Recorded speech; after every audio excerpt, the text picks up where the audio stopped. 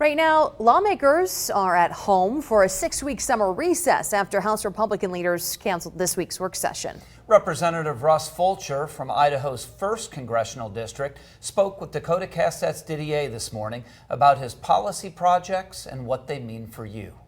We have introduced the KEEP Act. That's the Keep Each and Every Penny Act. And the purpose is to eliminate income tax on overtime pay, or the federal income tax on overtime pay. And, you know, we've got so much inflation right now.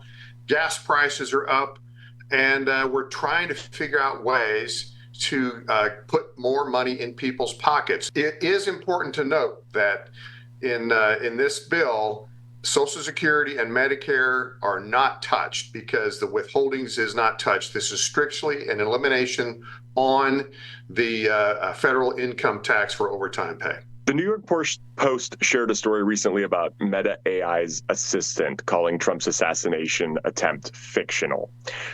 You're on a subcommittee for communications and technology. I'm just kind of curious what your response to this is and what your feeling is, you know, really witnessing the brunt of artificial intelligence during an election season for the first time. It's a real challenge. It's a real challenge to govern through some of these things. This is uncharted territory for us. It's for anyone else. And so there's a couple of things in the Energy and Commerce Communications Technology Subcommittee that we are talking about in this regard. First of all, the legal ability to make people liable who do this, because there's a lot of protections out there right now under the guise of journalism for this type of things.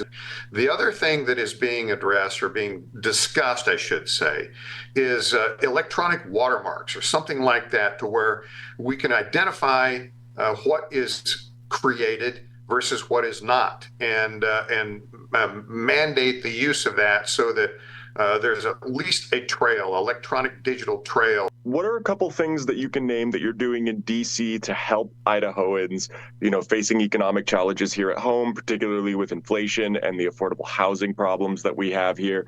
What are some of the things that you're doing to help regular Idahoans every day?